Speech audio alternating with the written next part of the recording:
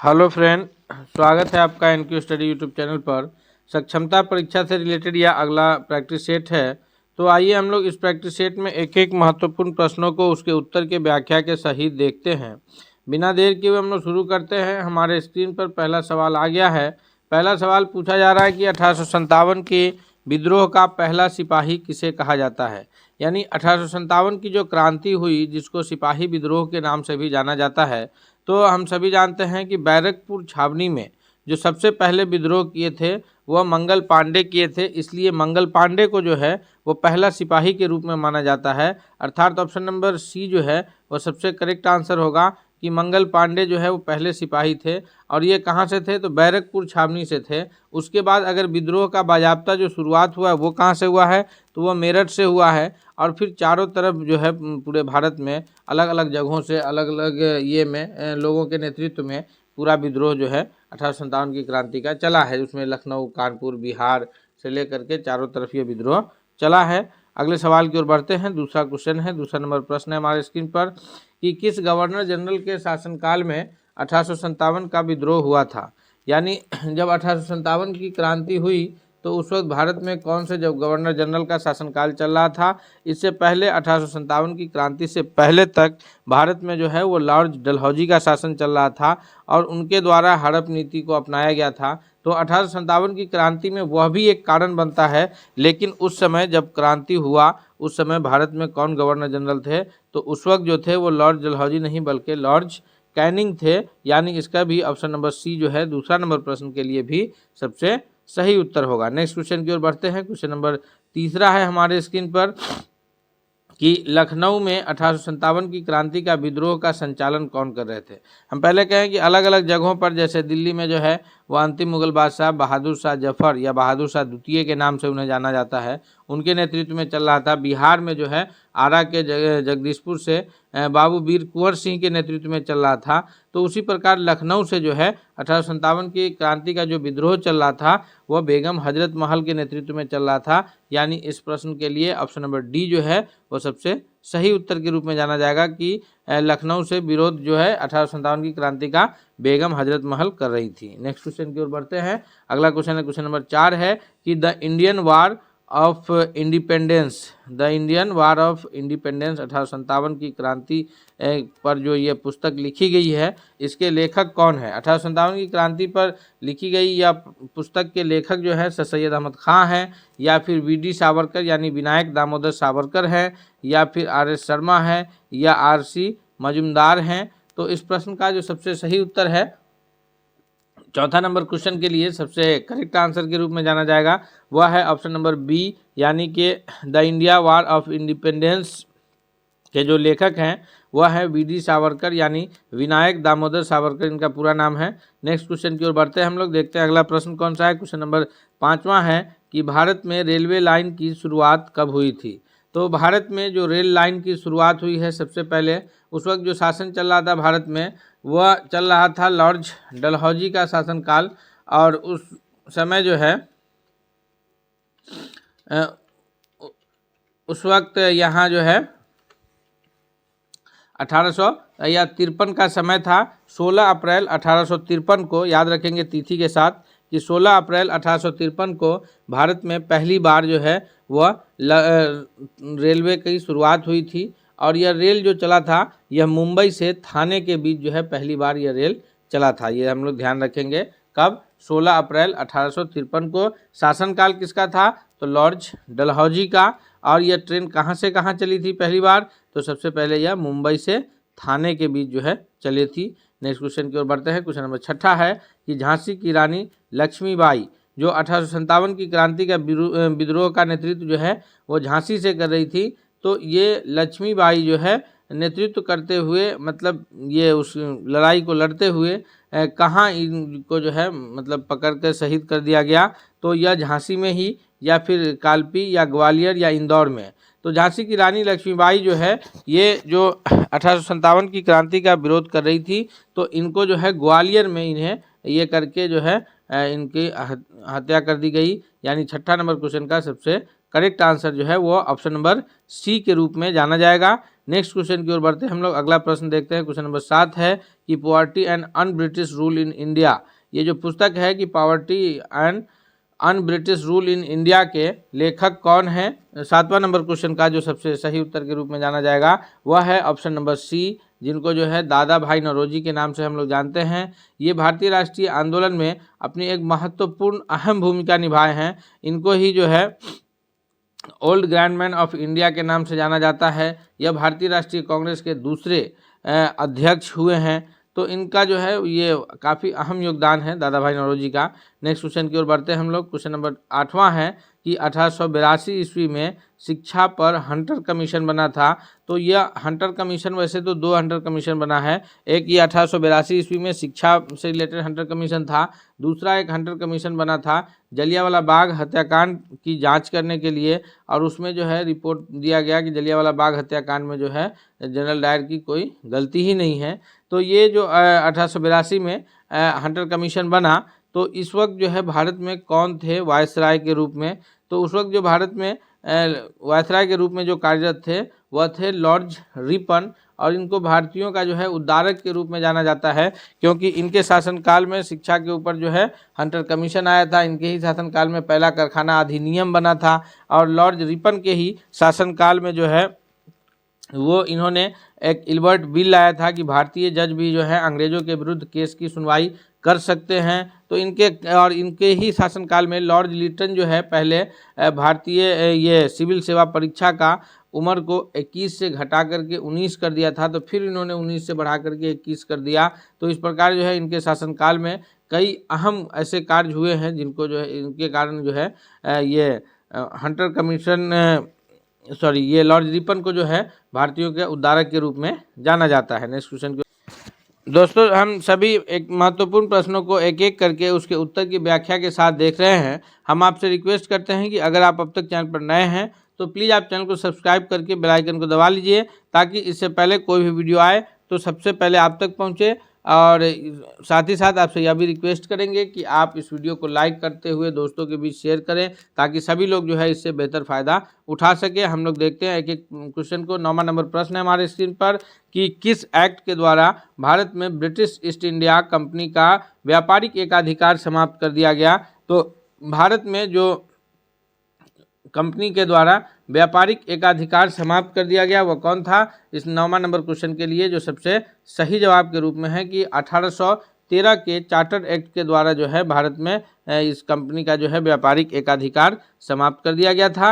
यानी option number सी जो है वो सबसे करेक्ट आंसर के रूप में जाना जाएगा। 10 है कि भारत में आने वाला प्रथम पुर्तगाली कौन था। तो भारत में आने वाला जो प्रथम पुर्तगाली के रूप में जाना जाता है, सबसे पहले तो वैसे कोलंबस निकले थे इंडिया की खोज करने, लेकिन कोलंबस ने जो है वह समुद्री मार्ग से सही रास्ता न अपनाने के कारण वो वेस्ट इंडीज़ की खोज की और फिर पहुंच गए अमेरिका, और वहां जो है उसके बाद जो है दूसरा पुर्तगाली यात्री जिसको एक दक्षिण अफ्रीकी व्यापारी ने सही रास्ता बताया, तो फिर वो पहुंचा कहाँ, केरल के कालीकट में। उसका नाम था क्या, वास्को डिगामा। और आया कब, तो 1498 ईस्वी को।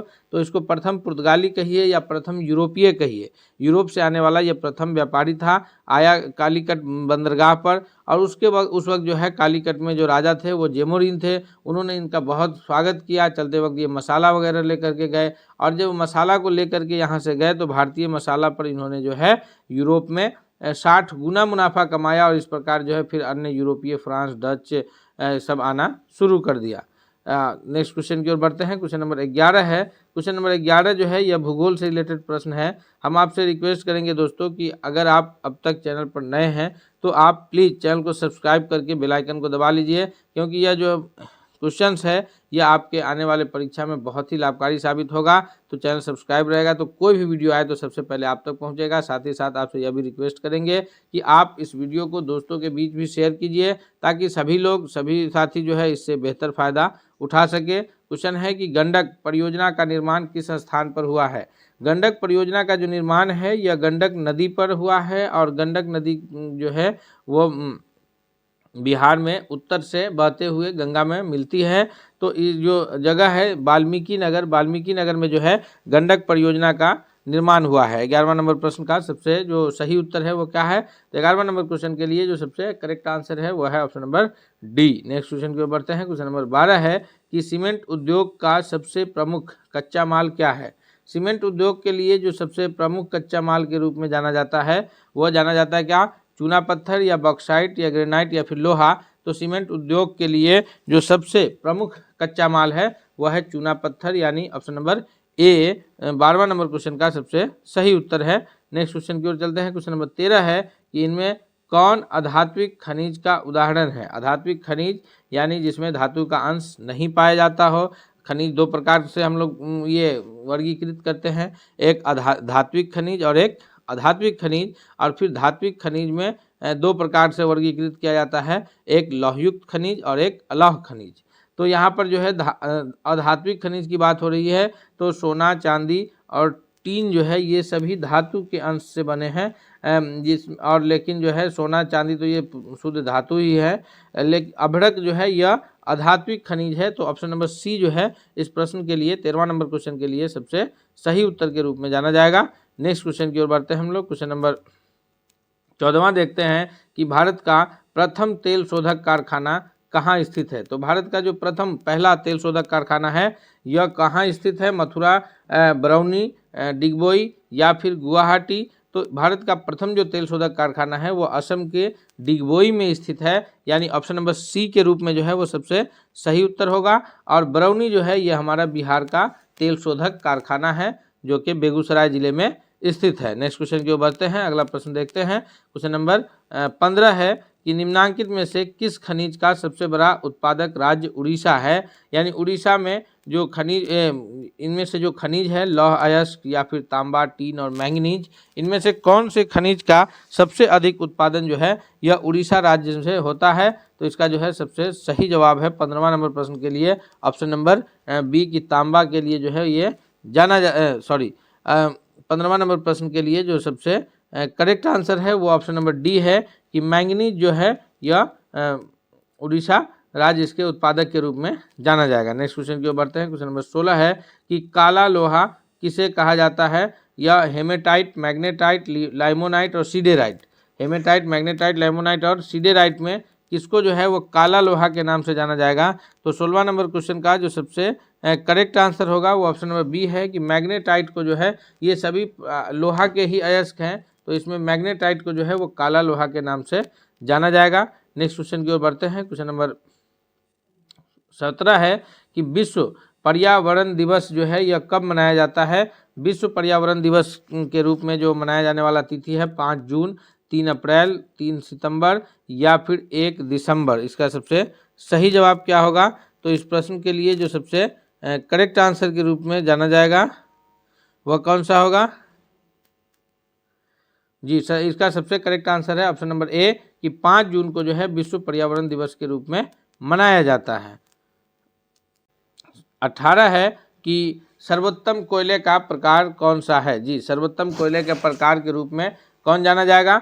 तो सर्वोत्तम कोयले का जो प्रकार है एंथ्रेसाइट, पीट, लिग्नाइट या फिर बिटुमिनस। तो 18वां नंबर प्रश्न का जो सबसे महत्वपूर्ण प्रकार है कोयले का वह है एंथ्रेसाइट। ये हालांकि ये चारों जो है एंथ्रेसाइट, लिग्नाइट, बिटुमिनस और पीट, ये चारों जो है कोयले के ही प्रमुख प्रकार हैं, लेकिन उनमें जो सबसे उत्तम प्रकार है वह है कोयले का एंथ्रेसाइट, क्योंकि 90% तक कार्बन जो है वह कोयला एंथ्रेसाइट प्रकार के कोयले में उपस्थित रहता है, इसलिए इसको जो है सबसे कोयले का उत्तम किस्म के रूप में जाना जाता है। और सबसे जो कोयले का निम्न किस्म है वह है पीट, ये भी हम लोग याद रखेंगे। सबसे उत्तम किस्म है एंथ्रेसाइट और सबसे निम्न किस्म है वह है पीट। क्वेश्चन नंबर 19 है कि पेट्रोलियम किस प्रकार का संसाधन है। पेट्रोलियम जो है डीजल, पेट्रोल और ये गैसें जो हैं यह किस प्रकार के संसाधन है। तो पेट्रोलियम जो है ये मुख्य रूप से नवीकरणीय नहीं बल्कि जो है यह अनवीकरणीय संसाधन है, यानी ऐसे संसाधन है जिसका हम लोग उपयोग कर रहे हैं तो खत्म होने के पश्चात इसकी पुनः पूर्ति प्राकृतिक ढंग से नहीं हो पाएगी। इसकी पूर्ति के लिए जो है एक बार ख़त्म हो गया तो यह समाप्त हो गया, इसलिए इसका संरक्षण जो है आवश्यक है। हम लोग इसको बेकार का इस्तेमाल जितना कम उससे कम हो सके हम लोग इस्तेमाल करें ताकि इसका सही संरक्षण हो पाए। नेक्स्ट क्वेश्चन की ओर बढ़ते हैं। क्वेश्चन नंबर 20 है कि देश के बांधों को किसने भारत का मंदिर कहा। तो जब देश के बांध बना करके नदी घाटी बहुउद्देशीय परियोजना का निर्माण कराया जा रहा था तो उसको आधुनिक भारत का मंदिर कहा था। वो कौन कहे थे? तो आधुनिक भारत का मंदिर जो कहे थे वो हमारे देश के प्रथम प्रधानमंत्री पंडित जवाहरलाल नेहरू के द्वारा यह कहा गया था। यानी इसका जो सबसे सही उत्तर है वो है ऑप्शन नंबर डी कि पंडित जवाहरलाल नेहरू ने इसे जो है कहा था। नेक्स्ट क्वेश्चन की ओर बढ़ते हैं। क्वेश्चन नंबर 21 है कि बॉक्साइट निम्न में से किस धातु का मुख्य अयस्क है। यानी बॉक्साइट जो है वह बॉक्साइट से हम लोग किस धातु की प्राप्ति करते हैं। तो जिस प्रकार से लोहे का अयस्क जो है हेमेटाइट मैग्नेटाइट है, यानी हेमेटाइट और मैग्नेटाइट से हम लोग लोहा की प्राप्ति करते हैं, उसी प्रकार जो है बॉक्साइट से हम लोग एल्युमिनियम की प्राप्ति करते हैं। यानी बॉक्साइट जो है वो किसका अयस्क है? तो एल्युमिनियम का अयस्क है। यानी ऑप्शन नंबर डी जो है 21वां नंबर प्रश्न के लिए सबसे सही उत्तर है। नेक्स्ट क्वेश्चन की ओर बढ़ते हैं। क्वेश्चन नंबर 22 है कि शुद्ध सोना को व्यक्त किया जाता है। यानी शुद्ध सोना जो है वह किस में मापा जाता है, यानी कितने कैरेट के सोना को हम लोग शुद्ध सोना कह सकते हैं। तो शुद्ध सोना जो है यह 24 कैरेट का जो सोना होता है यह शुद्ध सोना के रूप में जाना जाता है। और उससे कम या फिर उसका जो सोना है जैसे 22 कैरेट है, 18 कैरेट है, तो ये सारा जो है यह शुद्ध सोना नहीं है बल्कि सोना के साथ आभूषण बनाने के लिए जो है उसमें मिक्स किया हुआ ये है। तो शुद्ध सोना के रूप में ऑप्शन नंबर बी जो है करेक्ट आंसर होगा। नेक्स्ट क्वेश्चन है क्वेश्चन नंबर 23 है कि कौन सा अधातु जो है कौन सा अधातु ये अधातु नहीं धातु है, कौन सा धातु जो है वो कमरे के ताप पर द्रव अवस्था में रहता है। तो धातु की अगर हम लोग बात करें तो ये हो जाएगा पारा। पारा जो है कमरे के ताप पर द्रव अवस्था में होता है। वहीं अगर हम लोग अधातु की बात करेंगे, कमरा के ताप पर अगर धातु की बात करें तो पारा, और अधातु की बात करें अगर तो यह ब्रोमीन हो जाएगा जो कमरे के ताप पर द्रव अवस्था में रहता है। याद रखेंगे हम लोग, धातु में पारा, अधातु में ब्रोमीन, तो इसमें हम लोग कन्फ्यूज नहीं होंगे। नेक्स्ट क्वेश्चन की ओर बढ़ते हैं। अगला प्रश्न देखते हैं। क्वेश्चन नंबर 24वां है कि सबसे कठोर प्राकृतिक पदार्थ कौन सा है। तो अब तक का जो सबसे कठोर प्राकृतिक पदार्थ है वह है कौन? कार्बन का एक अपरूप है जिसको हम लोग हीरा के नाम से जानते हैं। ऑप्शन नंबर बी जो है वो सबसे करेक्ट आंसर है। हीरा डायमंड जो है यह अब तक का सबसे कठोर पदार्थ है और यह जो है कार्बन का एक अपरूप है। कार्बन के 3 प्रमुख अपरूप है, उसमें से हीरा है, ग्रेफाइट है और तीसरा जो है वह बकमिस्टर फुलेरीन है। तो हीरा और ग्रेफाइट, हीरा सबसे कठोर पदार्थ है और हीरा के बारे में एक और यह है कि हीरा से होकर के प्रकाश की चाल सबसे धीमी रहती है, इसलिए हीरा में जो है हीरा का जो अपवर्तनांक है वो सबसे हाई होता है। नेक्स्ट क्वेश्चन की ओर चलते हैं। क्वेश्चन नंबर 25 है कि प्रकाश के किस रंग के लिए तरंग दैर्घ्य अधिकतम होता है। तो प्रकाश के जिस रंग का तरंग दैर्घ्य सबसे अधिक होता है वह कौन है? बैगनी, हरा, लाल या फिर पीला। तो वह कलर है ऑप्शन नंबर सी, यानी कि लाल कलर जो है उसका तरंग दैर्घ्य सबसे अधिक होता है और सबसे कम तरंग दैर्घ्य जो है वो बैगनी का होता है। नेक्स्ट क्वेश्चन की ओर चलते हैं। क्वेश्चन नंबर 26 है कि किस कुंडली का प्रतिरोध ज्ञात करने के लिए सूत्र किसी कुंडली का प्रतिरोध ज्ञात करने के लिए कौन सा सूत्र लगाया जाता है। तो प्रतिरोध ज्ञात करने के लिए, ये रेजिस्टेंस निकालने के लिए जो सूत्र लगता है R = V/I, यानी प्रतिरोध बराबर वोल्ट बाई विद्युत धारा, वोल्टेज बाई करेंट, V/I। और इसका जो प्रतिरोध का ऐसा यूनिट होता है वो ओम, और ये इस प्रकार का जो है ओम का चित्र होता है हम लोग ये, इसलिए इसका सबसे जो करेक्ट आंसर है कि R = V/I, यानी ऑप्शन नंबर 26 के लिए एक V/I, R = V/I जो है ऑप्शन नंबर, ये हम लोग बी कह सकते हैं कि बी के रूप में जो है इसका सबसे करेक्ट आंसर जाना जाएगा। नेक्स्ट क्वेश्चन की ओर चलते हैं। क्वेश्चन नंबर 27 है कि स्वपोषी पोषण के लिए आवश्यक है, स्वपोषी पोषण के लिए क्या आवश्यक है। तो स्वपोषी पोषण के लिए जो सबसे अधिक आवश्यक है वह क्या है? कार्बन डाइऑक्साइड जरूरी है, क्लोरोफिल जरूरी है, सौर प्रकाश जरूरी है। स्वपोषी उसे कहेंगे जो अपना भोजन स्वयं बनाता है। तो जितने भी हरे पेड़ पौधे हैं वह स्वपोषी है। बाकी जितने भी जंतु हैं, मनुष्य है, सभी परपोषी है, जो अपने भोजन के लिए पेड़ पौधे पर और अन्य दूसरे जंतुओं पर निर्भर रहते हैं। तो हम लोग परपोषी में आएंगे। स्वपोषी जो है अपना भोजन ये वायुमंडल से जो हवा है उससे कार्बन डाइऑक्साइड लेकर के, सूर्य की प्रकाश से रोशनी लेकर के, और फिर उसकी पत्ती में मौजूद रहता है क्लोरोफिल, उस तीनों से मिला करके अपना भोजन तैयार करते हैं। तो ऑप्शन नंबर डी जो है वह सबसे सही उत्तर के रूप में जाना जाएगा। अगले सवाल की ओर बढ़ते हैं। क्वेश्चन नंबर 28 है कि मनुष्य में कितने जोड़े क्रोमोसोम होते हैं। तो मनुष्य में जो है कुल 46 क्रोमोसोम होते हैं। तो जोड़ों की संख्या कितनी हो गई? 23 जोड़ा हो गया। Option number C correct answer होगा। और महिलाओं में जो है सभी क्रोमोसोम एक तरह के होते हैं। 22 क्रोमोसोम महिला और पुरुष के एक जैसे होते हैं। 23वां जो है क्रोमोसोम वो अलग प्रकार का होता है। पुरुष में XY, महिला में XX, और अगर XX मिले तो फिर जो है ये लड़की संतान के रूप में पैदा हो, और XY का फर्टिलाइजेशन हो तो फिर जो है संतान के रूप में पुत्र जो पैदा होता है। ये हम लोग ध्यान रखेंगे। और क्रोमोसोम की जो संख्या है वो कुल 23 जोड़ा है। संख्या में अगर पूछा जाए तो वह 46 है। नेक्स्ट क्वेश्चन की ओर बढ़ते हैं। क्वेश्चन नंबर 29 है कि शुद्ध जल का pH मान कितना होता है। जो शुद्ध जल है, बिल्कुल प्योर वाटर जो हम लोग पीने के लिए इस्तेमाल करते हैं, तो शुद्ध जल का जो pH मान है वह 7 होता है। यानी जो पानी हम लोग पीने के लिए प्रयोग करते हैं, ना ही वह पानी अम्लीय होता है और ना ही वह पानी भस्मीय होता है। यानी ऑप्शन नंबर बी जो है इसके लिए सबसे करेक्ट आंसर के रूप में जाना जाएगा कि शुद्ध जल का pH मान 7 होता है। नेक्स्ट क्वेश्चन की ओर बढ़ते हैं। क्वेश्चन नंबर 30 है कि पौधे में वाष्पोत्सर्जन किस भाग में होता है। वाष्पोत्सर्जन किसके कहते हैं? कि भोजन बनाने के पश्चात पौधे में जो है भोजन जब बनता है, पौधे की पत्ती को जो है कहा जाता है, उसका पौधे की पत्ती को उसका ये कहा जाता है, किचन कहा जाता है।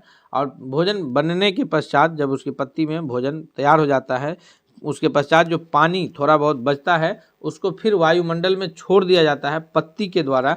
तो वही जो है कहलाता है वाष्पोत्सर्जन। पत्ती के द्वारा भोजन के बनने के पश्चात जो पानी को वायुमंडल में छोड़ा जाता है वह वाष्पोत्सर्जन के नाम से जाना जाता है। यानी ऑप्शन नंबर इसका सी करेक्ट आंसर होगा कि पत्ती में जो है वह क्या होता है कि पत्ती के द्वारा जो है यह वाष्पोत्सर्जन की क्रिया होती है। दोस्तों, हम लोग विज्ञान से रिलेटेड अभी प्रश्न देख रहे हैं और यह प्रश्न जो है बहुत ही महत्वपूर्ण, सारे प्रश्नों को हम लोग एक एक करके देख रहे हैं। हम आपसे रिक्वेस्ट करेंगे कि अगर आप अब तक चैनल पर नए हैं तो प्लीज़ ज़रूर सब्सक्राइब कर लीजिए ताकि इसकी बेहतर तैयारी हो सके। क्वेश्चन नंबर 31 है कि भारत में लोकतंत्र की बहाली के बाद भारतीय नागरिकों को अधिकार प्राप्त हुए थे। कौन कौन से अधिकार प्राप्त हुए थे? तो भारत में जब लोकतंत्र की बहाली हो गई तो उसके पश्चात जो है भारतीयों को जो अधिकार प्राप्त हुए हैं उसमें मौलिक अधिकार है, मतदान करने का अधिकार है, अपना जनप्रतिनिधि चुनने का अधिकार है। यानी ऑप्शन नंबर डी जो है करेक्ट आंसर हो जाएगा कि ये सारे अधिकार जो है भारतीय नागरिकों को प्राप्त है। कि उसके पास जो 6 मौलिक अधिकार हैं, उसको मतदान करने का अधिकार है कि हर वो नागरिक जो 18 वर्ष से अधिक आयु का होगा वो अपना मतदान कर सकता है बिना किसी भेदभाव के। जनप्रतिनिधि चुनने का अधिकार है मतदान के द्वारा। क्वेश्चन नंबर 32 है कि मुख्यमंत्री की नियुक्ति कौन करता है। तो मुख्यमंत्री की नियुक्ति जो की जाती है, मुख्यमंत्री हर एक राज्य में एक मुख्यमंत्री का निर्वाचन होता है। तो यह निर्वाचन जो है यह नियुक्ति राज्य के महामहिम राज्यपाल के द्वारा किया जाता है। गवर्नर ऑफ स्टेट जो है इसकी नियुक्ति करते हैं। 32वां नंबर क्वेश्चन का सबसे सही जवाब जो है वो ऑप्शन नंबर सी के रूप में जाना जाएगा। नेक्स्ट क्वेश्चन है क्वेश्चन नंबर 33 है कि बिहार के प्रथम मुख्यमंत्री कौन थे। जी, बिहार के प्रथम मुख्यमंत्री के रूप में किनका नाम आता है? तो हम सभी जानते हैं कि बिहार के जो प्रथम मुख्यमंत्री के रूप में नाम आता है वो आता है श्री कृष्ण सिंह का। यानी 33वां नंबर क्वेश्चन के लिए जो सबसे सही जवाब है ऑप्शन नंबर ए के रूप में जाना जाएगा कि डॉक्टर श्री कृष्ण सिंह जो है वह बिहार के प्रथम मुख्यमंत्री के रूप में जाने जाते हैं। नेक्स्ट क्वेश्चन है क्वेश्चन नंबर 34 है कि निम्नलिखित में से जनता द्वारा प्रत्यक्ष रूप से निर्वाचित सदन है। यानी किस सदन को जनता जो है डायरेक्ट चुन करके भेजती है, राज्यसभा के लोगों को, लोकसभा के लोगों को, या फिर दोनों को, या इसमें से किसी को नहीं। तो हम सभी जानते हैं कि जनता के द्वारा जो निर्वाचित प्रतिनिधि होते हैं, डायरेक्ट जो इन्हें जनता चुन करके भेजती है, वह कौन से सदन के प्रतिनिधि होते हैं? वह लोकसभा के होते हैं। राज्यसभा के जो प्रतिनिधि होते हैं उन्हें जनता डायरेक्ट चुन करके नहीं भेजती है। वो सारे प्रतिनिधि जो है वो निर्वाचित होते हैं कहाँ से, तो वो सारे प्रतिनिधि जो है जनता के द्वारा चुने हुए जो राज्य विधानमंडल के सदस्य होते हैं वो उनको चुनते हैं, और फिर वहाँ से जो है विधानमंडल के सदस्यों के द्वारा जो है वो सदस्य ये लोकसभा राज्यसभा पहुँचते हैं। बाकी जो है इसलिए जो है इसको लोकसभा को जनता का प्रत्यक्ष ये के रूप में जाना जाएगा। अगले क्वेश्चन की ओर बढ़ते हैं हम लोग। नेक्स्ट क्वेश्चन देखते हैं। क्वेश्चन नंबर 35 है कि लोकसभा की अधिकतम सदस्यों की संख्या कितनी हो सकती है। तो लोकसभा के लिए जो पूछा जा रहा है कि कितनी सदस्यों की संख्या हो सकती है, 35वां नंबर क्वेश्चन, तो होने के लिए जो है अधिकतम सदस्यों की संख्या 550 और प्लस 2, 550 प्लस 2, लेकिन निर्वाचन कितना पर होता है, 543 प्लस 2 पर, याद रखेंगे। तो 552 अधिकतम हो सकती है और अभी अधिकतम कार्यरत कितना है, 543 पर निर्वाचन होता है। और 2 एंग्लो इंडियन समुदाय के सदस्यों को राष्ट्रपति के द्वारा मनोनीत किया जाता है। एंग्लो इंडियन यानी जिनके माता पिता में से कोई एक भारतीय हों और उनमें से कोई एक जो है इंग्लैंड के मूल निवासी रहे हों, तो उनके संतान को, वैसे लोगों को जो एंग्लो इंडियन कहलाते हैं, राष्ट्रपति महोदय के द्वारा 2 सदस्यों को लोकसभा के लिए मनोनीत किया जाता है। और 12 भारतीयों को राज्यसभा के लिए भी राष्ट्रपति महोदय मनोनीत करते हैं। क्वेश्चन नंबर 36 है, यह उसी से रिलेटेड प्रश्न है कि राष्ट्रपति अंगल भारतीय समुदाय के कितने प्रतिनिधि को लोकसभा के लिए मनोनीत करते हैं। तो राष्ट्रपति के द्वारा जो है एंग्लो इंडियन समुदाय के 2 प्रतिनिधि को लोकसभा के लिए मनोनीत किया जाता है, यानी ऑप्शन नंबर ए जो है वो करेक्ट आंसर के रूप में जाना जाएगा। और राज्यसभा के लिए एंग्लो इंडियन तो नहीं होते हैं, भारतीय समाज के ही लोग होते हैं, तो वो 12 सदस्यों को जो है राष्ट्रपति मनोनीत करते हैं। नेक्स्ट क्वेश्चन है, क्वेश्चन नंबर 37 है कि वर्तमान में लोकसभा के लिए जो सीटों का आवंटन किया गया है, जैसे बिहार से 40 सीट, उत्तर प्रदेश में 80 सीट, तो इस प्रकार के सीटों का जो आवंटन है वो किस जनगणना के आधार पर हुआ है। और तो ये जो अभी वर्तमान में जो लोकसभा के लिए सीटों का आवंटन है, जिसमें बिहार से 40 सीट हैं, तो ये आवंटन जो है 1971 की जनगणना के अनुसार हुआ है और 2026 तक ये रहना है, यानी 2024 का चुनाव जो है वो उसी सीट के अकॉर्डिंग होगा। उसके बाद 2026 में फिर जनसंख्या, चूँकि सीटों का जो बंटवारा है वो जनसंख्या के आधार पर है, और 2026 में फिर इसको विश्लेषण करते हुए जो है इसमें की संख्या को बढ़ाया जा सकता है। तो 37वां नंबर क्वेश्चन के लिए ऑप्शन नंबर सी जो है वो करेक्ट आंसर है। नेक्स्ट क्वेश्चन है, क्वेश्चन नंबर 38 है कि लोकसभा के लिए प्रथम आम चुनाव कब हुआ था। तो लोकसभा का प्रथम आम चुनाव जो है वो 1952 में हुआ है। ऑप्शन नंबर सी के रूप में जो है वो सही उत्तर जाना जाएगा। इस प्रश्न के लिए सबसे करेक्ट आंसर क्या होगा, option number C. Next question है, क्वेश्चन नंबर 39 है कि भारत में कार्यपालिका का अध्यक्ष कौन होता है। कार्यपालिका का जो अध्यक्ष है वो प्रधानमंत्री होते हैं, या फिर ये राष्ट्रपति होते हैं, या विरोधी दल का नेता होता है, या भारत सरकार का मुख्य सचिव होते हैं। तो इसका करेक्ट आंसर है ऑप्शन नंबर ए कि जो कार्यपालिका का अध्यक्ष है वो राष्ट्रपति महोदय होते हैं। नेक्स्ट क्वेश्चन है, क्वेश्चन नंबर 40 है कि भारत का राष्ट्रपति का निर्वाचन होने के लिए, यानी भारत का राष्ट्रपति बनने के लिए जो उम्र है वो कम से कम उम्र कितना साल का होना चाहिए। तो भारत का राष्ट्रपति बनने के लिए जो सबसे न्यूनतम उम्र सीमा है वह है 35 वर्ष, यानी 35 वर्ष से पहले कोई भी व्यक्ति भारत का राष्ट्रपति नहीं बन सकता है। दोस्तों, हम ये 40 महत्वपूर्ण प्रश्नों को उसके उत्तर की व्याख्या के साथ देखे हैं, और हम यह उम्मीद करते हैं कि ये जो प्रश्न है यह आपके आने वाले परीक्षा में काफ़ी लाभकारी और हितकारी साबित होगा। तो इसलिए आपसे रिक्वेस्ट भी है कि आप चलते चलते इस चैनल को सब्सक्राइब कीजिए, और साथ ही साथ वीडियो को लाइक करते हुए दोस्तों के बीच भी शेयर कीजिए, ताकि सभी लोग आपसे फ़ायदा उठा सके। हम लोग मिलेंगे अगले सेट के साथ, तब तक के लिए धन्यवाद।